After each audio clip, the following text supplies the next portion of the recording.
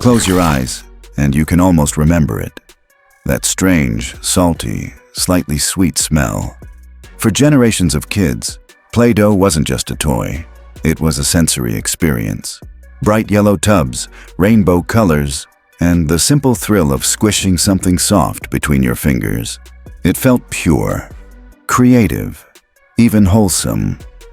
Play-Doh became the universal symbol of childhood imagination. Parents saw it as a way to keep kids entertained without screens or noise. Teachers used it to build motor skills and spark creativity. And kids loved it simply because it was fun. But like all things that seem innocent, the truth hides in the details. Because Play-Doh wasn't designed for children. It wasn't born in a toy factory. It wasn't even invented for play. Behind the cheerful colors and friendly logo lies a story of corporate survival, reinvention, and manipulation. That unforgettable smell you grew up with, it wasn't the scent of childhood. It was the scent of a business pivot. A failing company turning industrial waste into one of the most profitable kids' products in history. And once Hasbro got its hands on it, Play-Doh would become much more than a toy. It would become a trap. The story of Play-Doh doesn't begin in a toy aisle. It begins in the soot-stained living rooms of 1930s America. Back then, coal was king, and every home with wallpaper faced the same problem: dirt, smoke, and ash clinging to the walls. In Cincinnati, a company called Play-Doh Products made a pliable compound that could wipe away grime without damaging wallpaper. It was practical, effective, and for a while, profitable. But when natural gas and oil replaced coal, demand for wallpaper cleaner collapsed overnight. By the 1950s, Play-Doh was on the brink of bankruptcy. That's when a nursery school teacher changed everything. She realized the compound was soft, safe, and easy for kids to mold.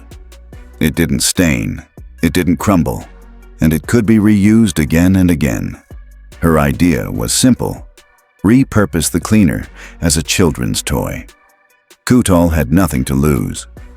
They repackaged the cleaner, stripped out the detergents, added color, and gave it a new name: Play-Doh. What was once a dying industrial product had been reborn as a miracle toy. And in that reinvention, Play-Doh didn't just save their company. They stumbled onto one of the most addictive consumer traps of all time.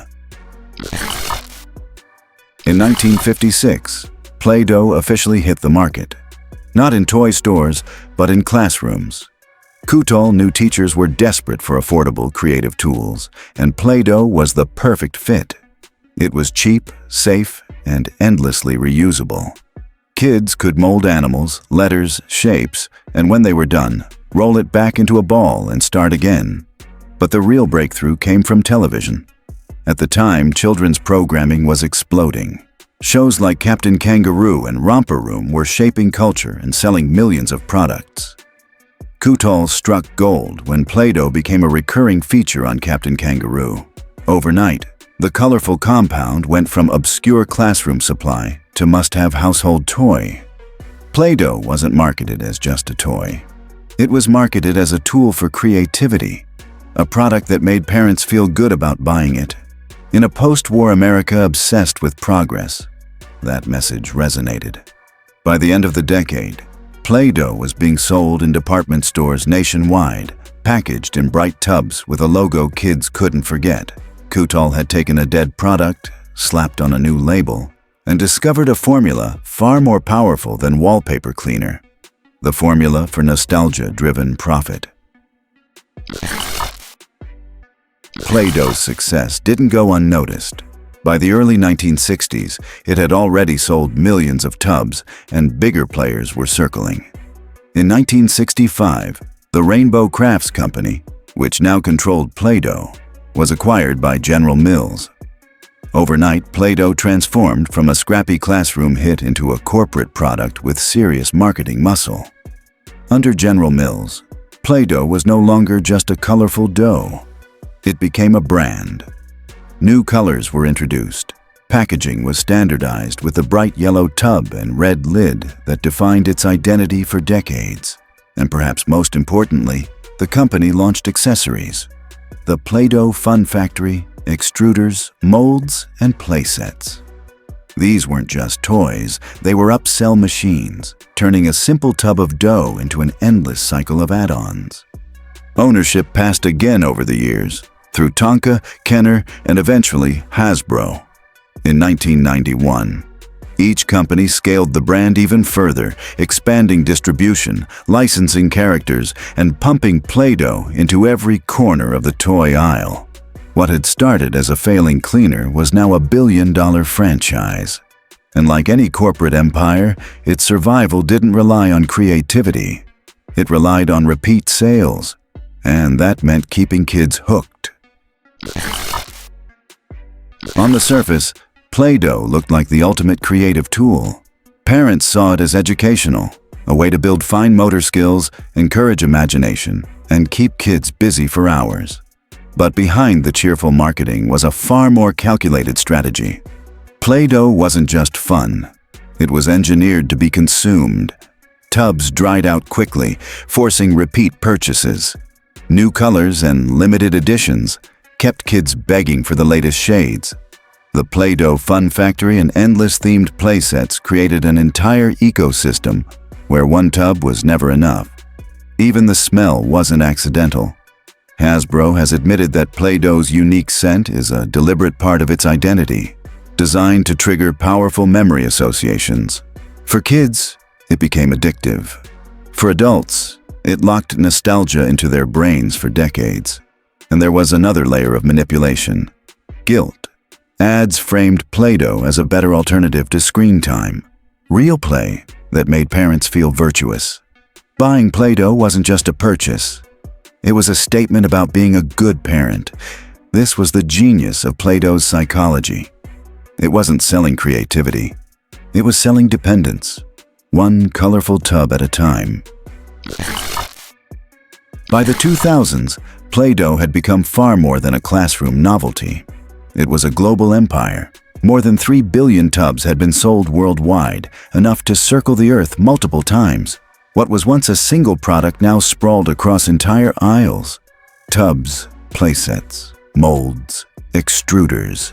Even licensed kits tied to Disney princesses, Marvel superheroes, and Star Wars. Hasbro had perfected the system. A simple, low-cost compound became the foundation for a billion-dollar franchise. Play-Doh wasn't about creativity anymore. It was about consumption. Every tub that dried out, every set that got lost, every new and improved color meant another trip back to the store. And Hasbro didn't stop there.